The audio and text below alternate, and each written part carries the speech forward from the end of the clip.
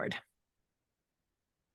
So this has been a long time coming. It's been several weeks since I've done a Rugspiration. I'm so excited. We have Deana David here from Connecticut, and many people will know you from your ribbon candy rug hooking. Thank you, Deana, first of all, for making time. I appreciate it. Thank you for having me. What a lot of fun. So, and I love your decorations in the back. Oh my Oh, goodness, you thank are you. ready for Halloween. I am ready. And it's a good thing since it's tomorrow. I try to keep the vignette lively behind me because this is also where I do a lot of recording. So Yeah. thank you. That is awesome. Yeah, so we will get right into the questions because Yeah. I know that we could probably talk for a long time. And this is something I don't know about you. I've watched a lot of your videos, but I don't know the story of who or what or how you got started in rug hooking. And I know you do many different types of rug hooking, so maybe that's sort of a caveat to that question too. Yeah, that's a great question. And it's funny because I hardly ever talk about myself, even though I have a lot of shows and I do a lot of shows. I rarely talk about myself. Mm. It came about, the rug hooking came about years ago when I lived in the Netherlands for a long time. Oh, And I was born in the Netherlands and I grew up in the US. I grew up mostly in Rhode Island, but there was decades where I was traveling and I lived most of my adult life in other countries. oh And wow. the Netherlands was not one of them. And then there came a gap when I was an adult where I was a tour guide. I was a professional tour guide at that time, and then I taught in the winters. And I always had winters off if I wasn't teaching. So on one particular winter, I ended up moving to the Netherlands for the entire season where my sister was living at that time, coincidentally, and kind of checking it out for the first time. And it was where I was born, and I thought it was kind of culturally not a great match for me because I'm pretty uptight and conservative. I'm a real New Englander in that way. And with my sister being there, I thought, well, this is my opportunity to maybe go and see. My dad loved it over there, and Mm. that's the reason my parents were over there for a while. And I thought, well, my dad's been gone for years. This is my chance to go over and kind of see what about this country was so compelling to him. So I went over there and I stayed for months and I ended up meeting the man that I would marry and have children with. And I did that in pretty quick succession. I ended up meeting and we were dating and went back and forth for about a year. And then I ended up settling in the Netherlands, settling in Amsterdam. And the next year I was pregnant and I had my first child. And then a year after that, I was pregnant again and had my second child. And those are my two. And they were both born there as well. So there was a large part of my life that was spent in the Netherlands. And despite it sounding like a cute story, it was actually a super dark time for me. And I really didn't like living there. I didn't like the weather, the people. There's a reason why they're called the Dour Dutch to this day, right? There's a reason why that stereotype exists. It was very hard to make friends outside my expat group, and it was a very hard time. So during that time, it was years. It was like 10 years. I was very homesick for things that had to do with New England. And I was doing crafts that I'd always done, like quilting and all kinds of needle crafts, because I have a degree in theater costuming. So I've always had like a needle in my hand, and I've been very good with my hands historically. So I was doing all the crafts that I'd already always done and enjoyed, but I got to a place where I was kind of researching new crafts, and I discovered that rug hooking, which I had never heard of, was something that was unique to like at least northern New England, Canada, somewhere in there. And I thought, oh, that could like just starting a craft that's from where I'm from is going to make me feel Yeah. like I'm connected again. And I was desperate to be connected again. So I took it up, and it was a hard thing to take up in another country because, there's no supplies and there's not a lot of information. And at that time, there weren't channels. Yeah. So I was kind of figuring it out as I went and figuring out what I could use and ordering stuff from the US, which was like prohibitive cost with the shipping too. So I got started with that, but then I quickly let it go because I was still over there for a few more years, and I was always struggling with expense and not working at that time with two little kids. But Mhm. at least that's how I got started in it. That's what got me going. Wow. And so I'm curious now, I have to ask, how did it happen that you went from like sort of curious, trying it, giving it up to starting a business?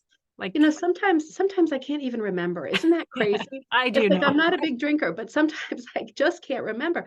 I know we ended up moving to the US, right? And that's like all a blackout for me because I Yeah. was so depressed during that time and I was on all kinds of meds and I couldn't get my depression under control. But somehow we managed to get it together to the effect that we were back here and we were in Connecticut, which isn't really where I'm from because I'm really from Rhode Island. So it's close enough. Close I enough was or closer. sort of home. Yeah. And once we settled, got the kids into school because they were that age, and my son is autistic, and a lot of my early time here was spent trying to figure out what his road was and where he belonged.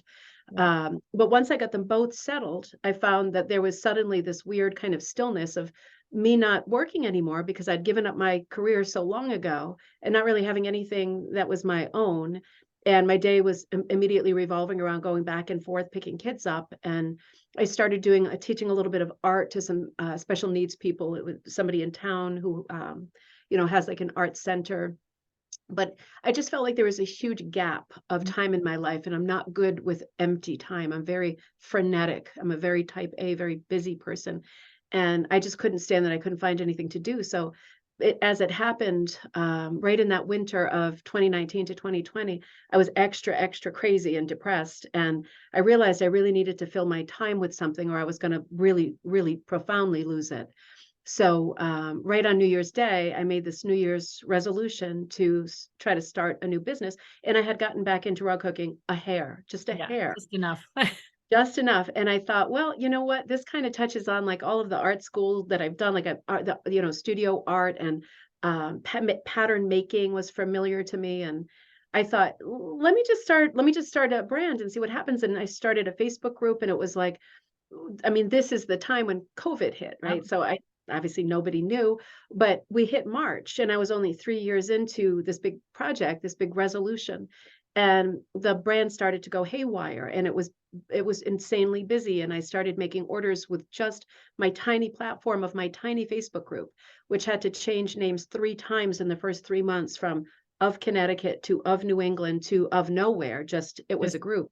And then it expanded to Punch Needle, and it just kept like the blob, right? It just kept growing. And then when COVID hit, I realized that the best thing that I could do to stay sane also was to figure out how to be a bit more computer savvy and get online. And then when I did, the brand really took off because more people were seeing me and finding me. And that time really saved me personally because it was such a dark time for everyone.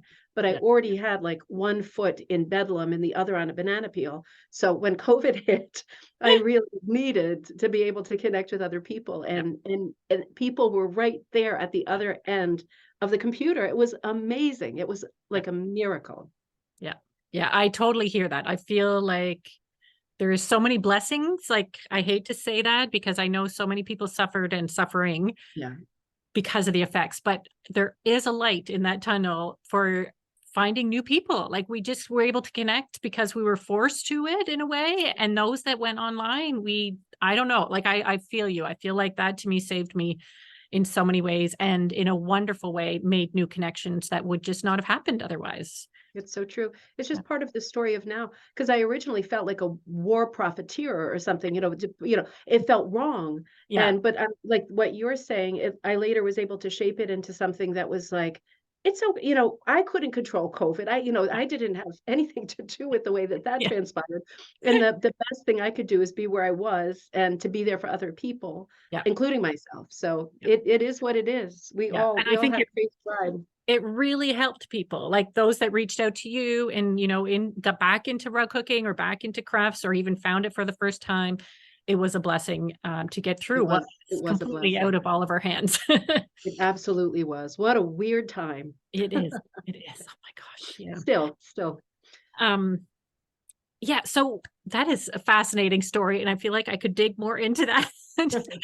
But we will move on. Do you have a favorite part of the process? Like, is it the collecting supplies? Is it the design? Is it the hook? What is it for you that keeps bringing you back? For me, it's mostly the design, I have to say. There are seasons for everything for me. you know, I had, before I went to theater school, I went to school for studio art and graphic art, and I went for fashion design. So I went to college 4 different times, and then grad school. So I did a lot of, I was always interested in art and different aspects of it.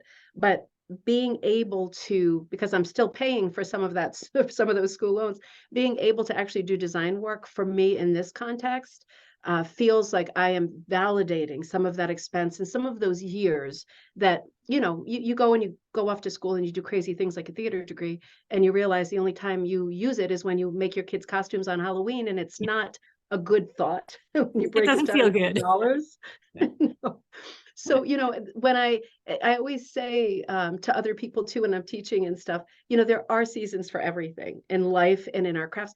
And sometimes I sit down and I just feel like working on designs. Like recently, I've been on a tarot bender because I just concluded a tarot class last night. So that was the thing for this month.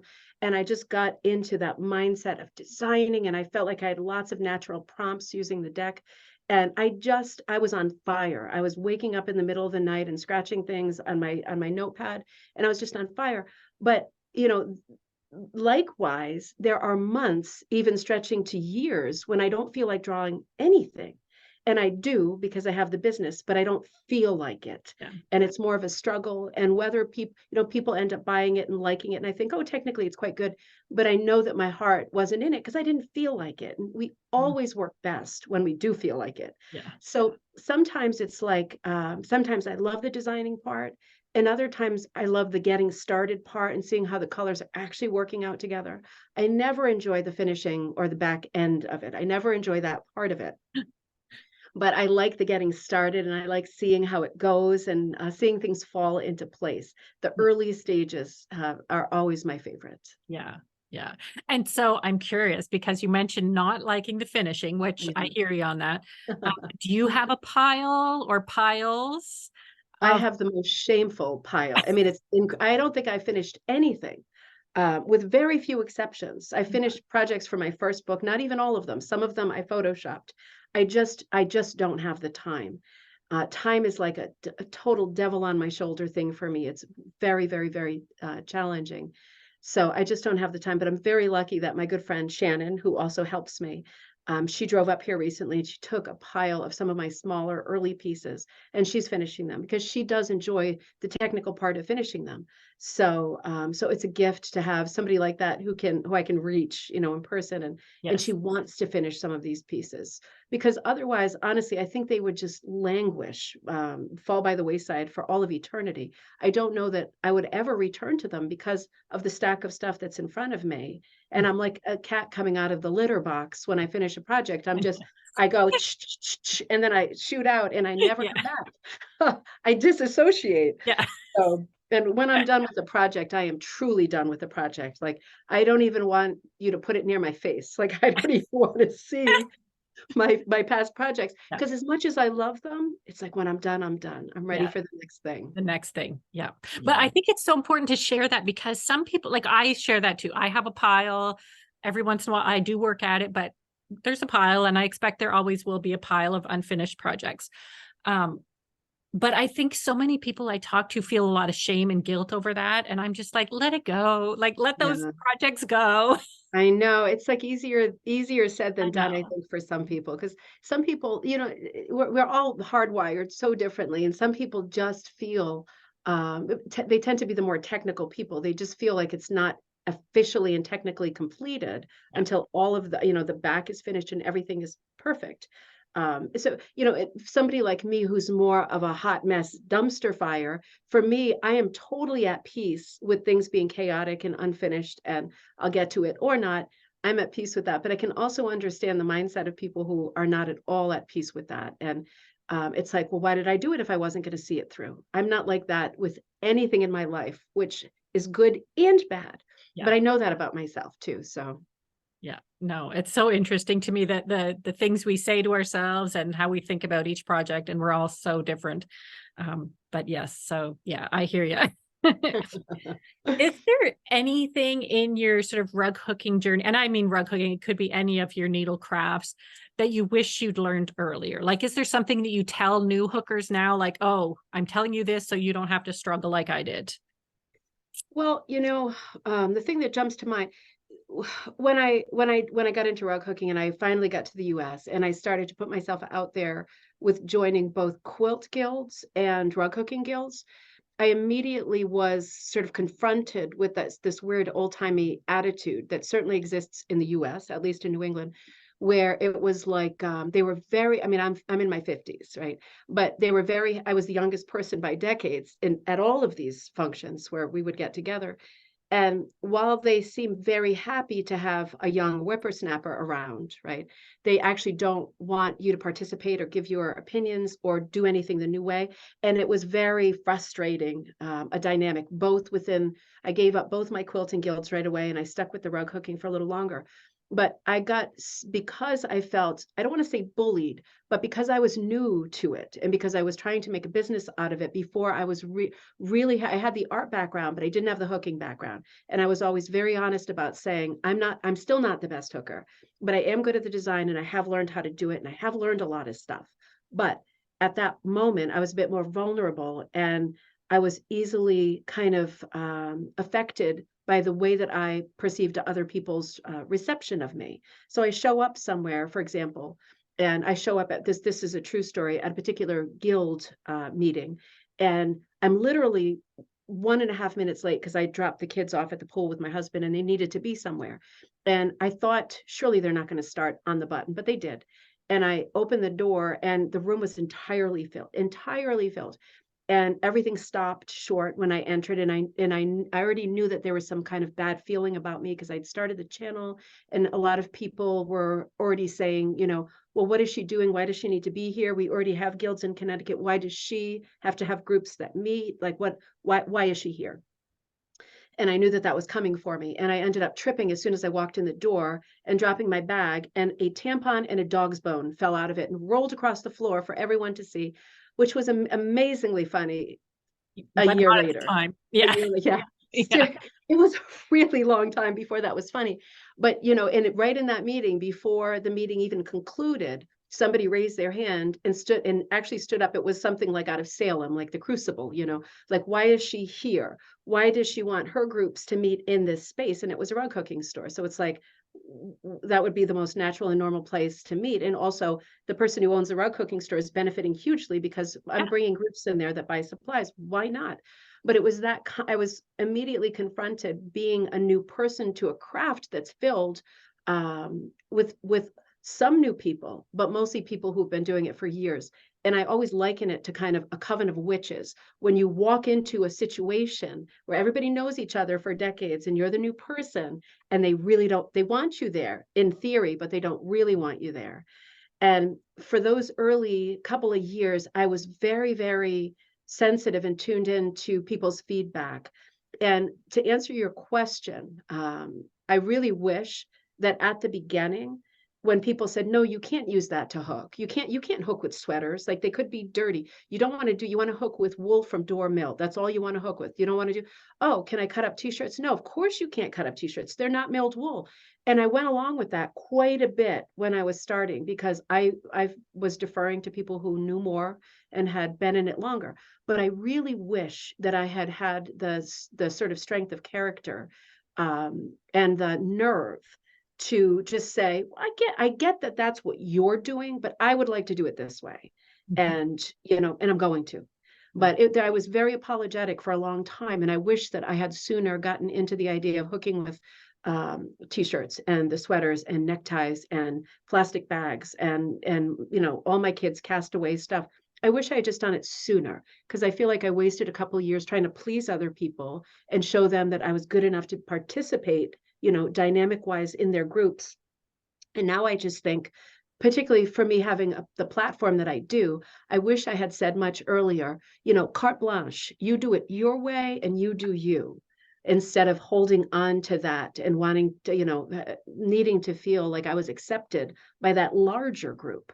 So I wish that I had known that, and I wish I had stuck with doing the my own drummer thing, which is what I instinctively was doing before I got kind of nervous and started second guessing myself.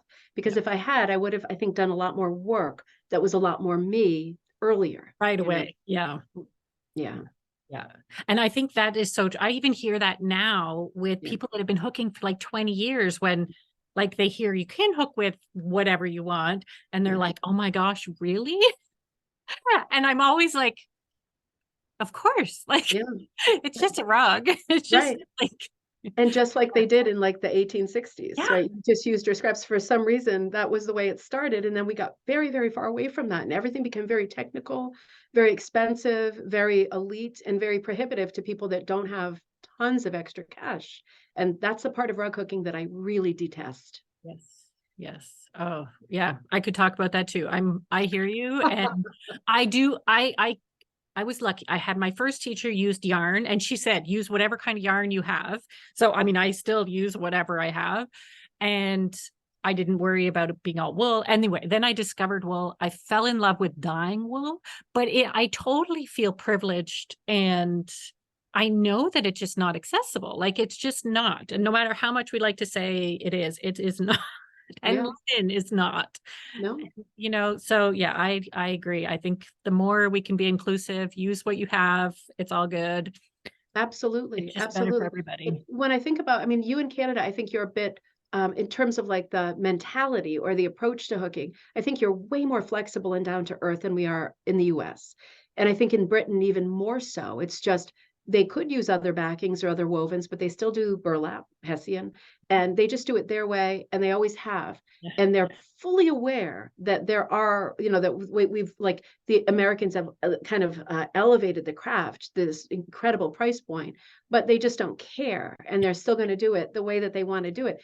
And I think that is just fantastic. I wish that could be broadcasted somehow, you know. Well, it currently is being broadcasted, Yeah. but We are to doing it. We'll keep doing everybody. it. Yes, everybody with ears needs to know Yeah. that. Yeah. Do it however you want with whatever you want. Absolutely. Maybe we If it need a stays t-shirt. in, yeah, that's lots of text, lots of Yeah. we can come up with a better tag, Yeah. but We'll have yeah. to shorten it. But yes, anyway, I love that. Thank you. That is such a good thing to share with new hookers anywhere or people that I've even contemplating because some people don't get into it because they see a price tag beside a kit and go, yeah, no, thank you. Yeah, yeah. Yeah, it's not even an option, and it's like anything else, sticker shock is awful. And when you spend so much money on something, like for me, I don't, if I overspend on something, even if I could afford it and the card goes through, I still feel sick about it, Yeah. because it's like it has this negative association, like, "Ooh, did I overspend? Did I drain the bank account? Was that necessary?" And then you don't like the thing as much. Yeah. Everybody really has to work within what their sort of economical situation is. And if it's cutting up your jeans from last year or sweaters with moth holes and putting them in burlap, I bet you anything the work that those people are going to produce is just as beautiful and important as the work that anybody else does. Yeah. There's no question about that. Yeah. So And yeah. well, and kind of like back to your first point or second point about the enjoyment of something. It's not Yeah. in the finishing for you, it's in the starting and the making and designing. So Yeah. you get all that, whether you're using wool or t-shirt, you get that design, you get that joy from the starting a project. So Yeah. yeah, I totally hear you. Yeah. I mean, it's so fun finding things to hook with that isn't it? I mean, last night I was at a thrift store and I found a sweater that was almost this kind of a pattern. It was a double knit, but so unusual. And it was like $7. And I thought, I don't know what I'm going to use it for right now, but I'm so glad that I have that because I can just see how it's going to hook up and it's going to be beautiful. And it's so much more fun to find it at the thrift store than to go into like an expensive rug hooking store and say, I'll take a quarter of everything and end up with a $400 bill. To Yeah. me, that's way less fun. Yeah. Yeah. Yeah. Yeah. I hear you. Well, it kind of my fourth question that I always ask kind of sounds silly now that this conversation, It's all but right. do you have a favorite foundation fabric, material, tool, something that you're like, without it, it would not be the same? No, I really don't. I No. really don't. I tend to grab whatever foundation fabric I screwed up and is left over from like an order. I'll just grab that because I know I can't use it, or if I start drawing a pattern and it's not quite right, I always use that stuff first. So unless I'm going to be hooking like bulky yarn, I won't pick up the rug warp because I know it'll be too hard on my hands. But I grab whatever is left out that I've made mistakes with so I could use that fully. And I'm not that fussy about backing. I like all of the backings, but I like the tighter backings with the thinner gauge yarn. I don't really do thin strips. So I always make sure that in terms of the technical part of the hooking, I'm not setting myself up for disaster by having the wrong backing. But I mean, I literally grab whatever backing is ready and whatever hook is near me. I have a big problem with, I still have two young kids at home. I have a big problem with finding stuff. It's the, yeah, yeah, that's I'm constantly singing that U2 song. I still haven't found what I'm looking for. Yes. Sometimes while I'm crying because I've been looking so long, and then I'm Yeah. like, I find a hook and it's the wrong hook, and I'm like, here we go. Like At a least it's a hook. crochet hook. It's a hook and I'm using it. So I'm not precious about my frame or my backing fabric or my materials or anything. If there's one thing I'm precious about, it's probably I have like a few little bags that have, tote bags that like one is from Salem and one is from the Book Barn, which is one of my favorite stores. And I'm more precious about the bags that I put my strips and my supplies in than I am actually my tools. Because when I pick them up, I look at the bag and I go, oh God, I love that place so much. And to me, I'm flexible with everything, but that's the part of hooking that I go, okay, we're going away for the weekend. Where's my bag with that picture on it? That Yeah. somehow is more important to me than the type of hook that I'm using. Yeah. Oh, interesting. Oh, Yeah, I'm not a technical person at all. yeah. Oh, and yet your rugs are beautiful in the end. So it just shows how it Thanks. doesn't matter necessarily, the hook or the backing is sort of, yeah, it's not the end all be all. Yeah. Um, can you describe what rug hooking does for you? Like, is there something, why you come back to it, why you haven't moved on to something else? Like, is there something that you can explain or Yeah, share? I mean, other than having the business, right? And the business has really kept me going. I think I would have stuck with rug cooking anyway. Not by default, but I will say it is the first craft that I found that I can still do in the living room in the evening with the kids. When I was a quilter, that was tricky because there would always inevitably come that supposedly happy time where you're laying a gigantic piece out on a certain, no surface in my house is clear and hasn't been since the kids were born. So like there's no clear table where you can pin something to, and then when I am sewing or piecing or whatever, they're doing the quilting part, I'm in another room, and I hated that. And I taught like stained glass for a while. That's another one. Don't want to do around the kids. And this is really the first craft that I found. My eyesight's really bad in the last few years, and so I like sewing less, and I like cross stitch and needlepoint less because of that. And this is the first craft. It's almost like reading a book with a larger font, the big Yes. print. Uh, Yes. it's like doing rug hook. I'm like looking at something where I'm filling in spaces like needlepoint, but it's like the big font, and I can actually see what I'm doing with my number fours on. Yeah. But I just feel like it's more social for me at this point, and it's the first craft that I love. That I can take away with me because I go away a lot and I travel a lot, and I can bring it to hotel rooms, and then I can kind of imprint on each project what audiobook I was listening to when I was working on it and what hotel room I was in, and it's all part of my memory of the piece, and it affects how I feel about the piece or not. So it's a practical craft for me with where I am in my life, but it's also a craft that has unlimited design possibility. And within the context of hooking or punching, I can do stuff that's like really high art, cubist style, like really modernist and abstract art that I love. I can translate that into a textile piece with hooking, but I can also do my other favorite, which is like primitive stuff and naive work, work that really kind of loose, folky design into, it can be whatever I want it to be, and it can be on my lap. So I just can't think of anything that would ever work better for me, having been through so many other crafts. I business aside, I just really love this one. Yeah. Yeah.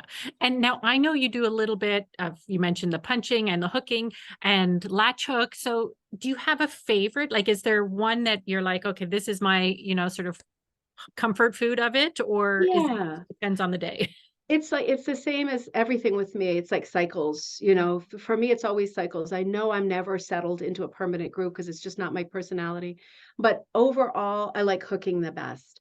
I mean, I often punch for speed, Mhm. or tuft or do other things for speed.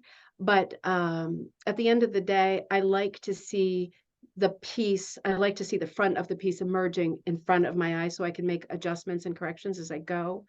And I like to get the detail that I can get in a hooked piece. I like the unlimited possibilities of rug hooking with many different fibers that would not fit happily through the shaft of a punch needle.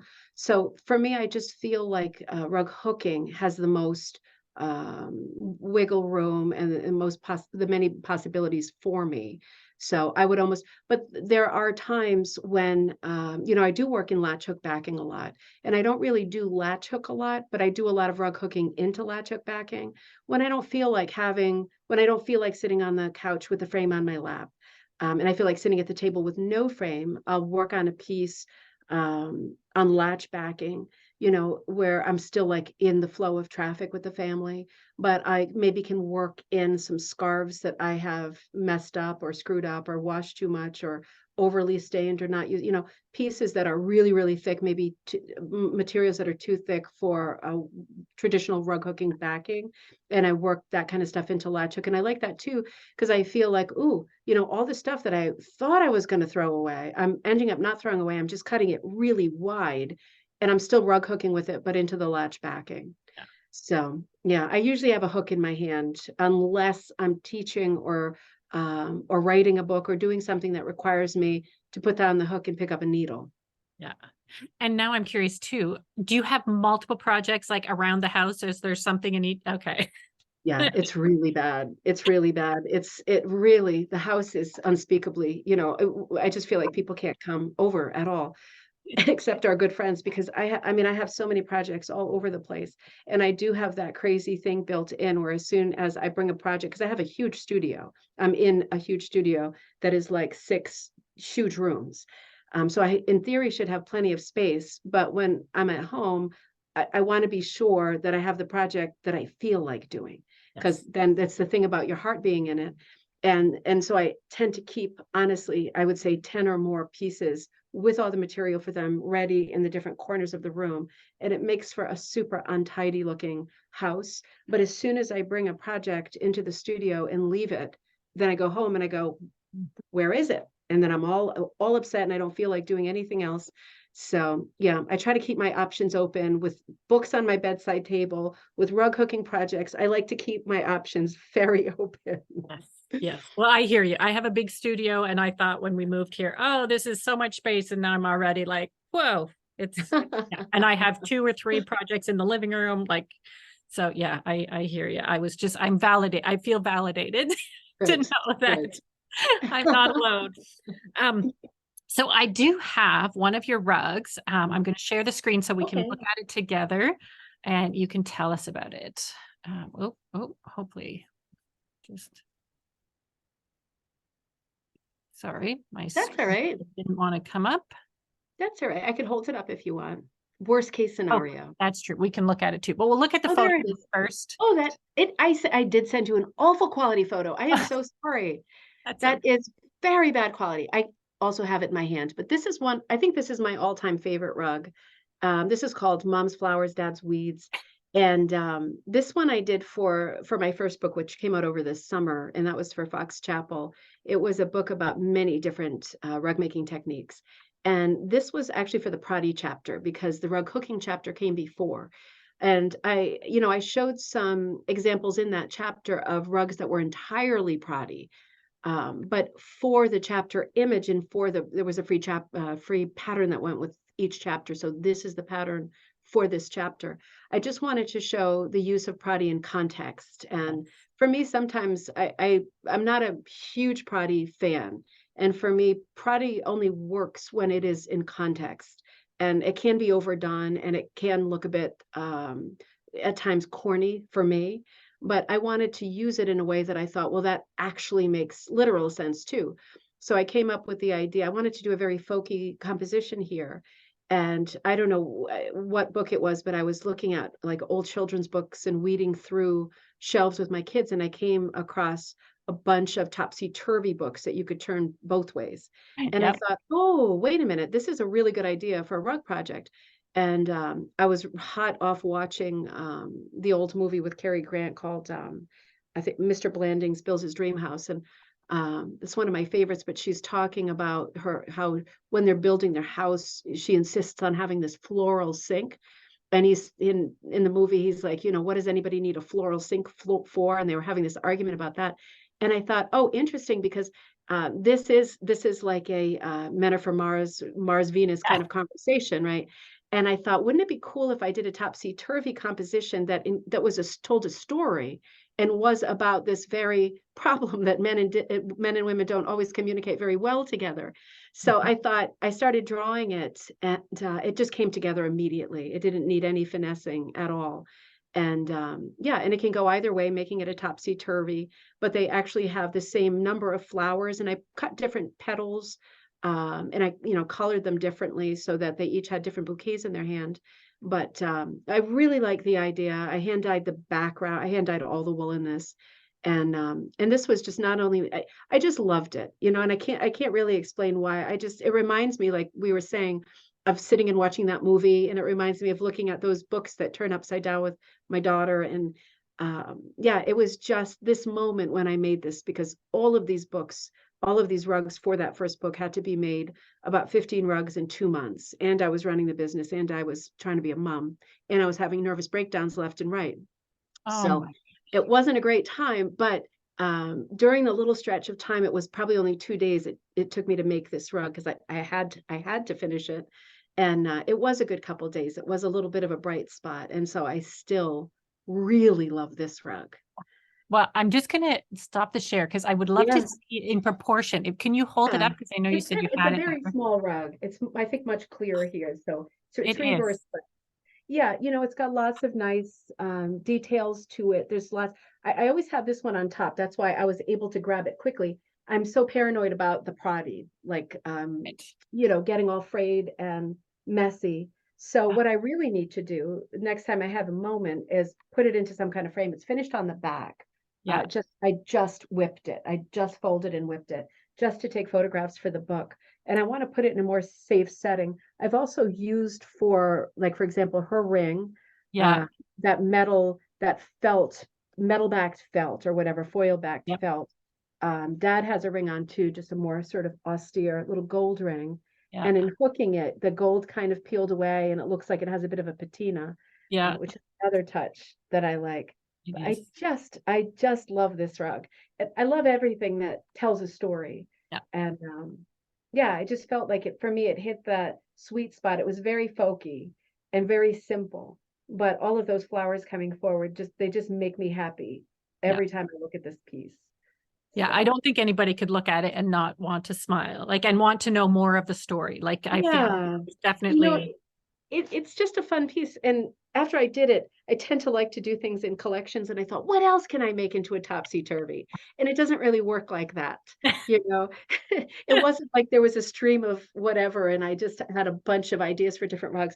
I feel like this was just a one-off, and it was, for me, the perfect way to showcase the Pradi and tell a cute story that I think a lot of people could identify with.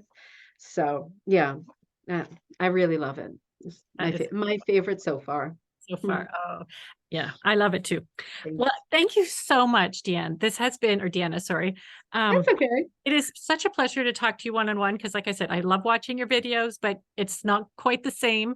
Um, and I wanted to tell you something that you wouldn't know, but this is probably going over 2 years ago. I watched one of um, your evening things. Now I'm losing my words. It's Oh, been quite a day. cocktail night, one of those. Yes, one of your cocktail nights, you were visiting Michelle Miccarelli. Yep. And I did not know her. Like, I mean, I'd heard of her, but I did not know her. And you two entertained me so much. And I was like, when I get a chance, I need to take a class with these people.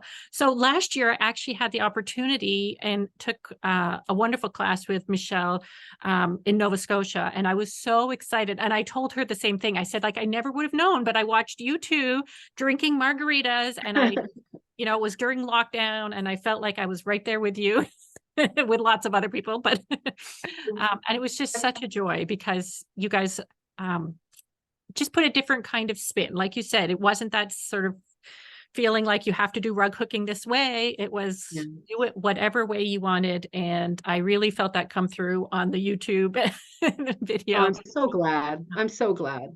So yeah, Because I always hope that everybody feels very welcome, like that, we're a family when you tune in, and that, I really am conscious of the people who comment and who are there. And I'm very sincere about wanting to know who they are and remember names. And I want it to be cozy and personal and very sincere.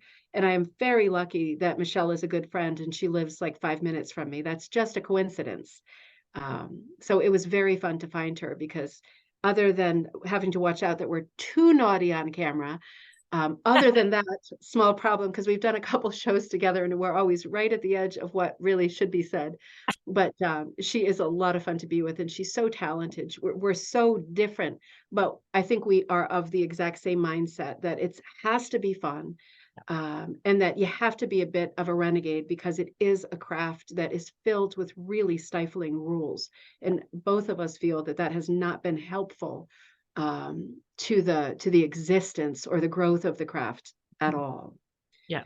Yeah, I totally agree. And I think from spending the week with her and chatting with you and watching you, I think that idea of just doing what is important and works for you and each person, whatever that is. And, I think that is the key here is figuring out what you love and keep doing it and do more of it. That's right. Just being true to yourself, right? Yeah, that Uh, is the thing. that if only it were all that easy. I know. And if it only worked the same way for each person, Yeah. and so aware of that when I'm able to teach in person, that there are always people sitting in front of me who are like me and they're like, "Oh, give me that. Oh, that's not the right green. Well, give it to me anyway. I'm going to work with it." And then there are people sitting right next to them who are like very, very technical, and they want you to actually come and say, "This is the part you do next. If you want it shaded, you want it darker here and lighter." And they really want like a paint by number constant sort of I don't want to say dictating of, but they want a lot of participation with helping them learn. And those are the very technical people, right? Well, And and I think, that's not what I do best. yeah, and I think some people are, been raised to believe that there is a formula. Like if we would Yeah, just give them the magic formula, then they would do it that way and all would yeah, be good. And it's art. And art doesn't have formulas in no, my it world. doesn't. And sometimes it's just like, sometimes it's like it's just I haven't said the right words in the right way. You know what I mean? Sometimes someone will say something to you and it's exactly right and true, but your head isn't in that space where to receive it. And maybe I say it again in the exact same thing a different way an hour later, and maybe the same person goes, I get what you mean. It's all like moving parts when you're teaching, and having people in one classroom who are very, very technical and love realism and want to do it the old time way, versus people who are like, I'm going to use this, and they, ready to take their shirt off and cut it up. It's very hard to teach the same craft to both of those like polar opposites, and that's part of the trick. So yeah, I think just the, like you said, the message of just saying, you do it, you show me the way that you want to do it, and I'm going to follow you Yeah. and help you do it your way. I'm not going to show you how to do it my way, but I'm going to follow you and watch what you're doing. And then once I realize what you mean to do and how you work, I'm going to help you work in your way, Yeah. not in my way. That's the only way to move forward with a craft like this. Yeah. Yeah. Wow. Well, thank you so much, Deanna. I think this has been great. And I It's really been am fun. inspired. I'm feeling like, oh, I need to get into something now. Or You have cut something up. plenty of supplies behind I you. You do. can I have get no right excuse. No excuse. But anyway, No. thank you so much. Thanks And for having yes, me. and look for Deanna's books. She has 2 books now. Find her Yep, on YouTube, Facebook, lots of places. lots of places. I'm Lots of, always there yes, on the ribbon wonderful. candy hooking channel and all It's over the very place. worth it. You won't Yeah. regret it. Thank you so much, Deanna. Thank you. Thank you so much.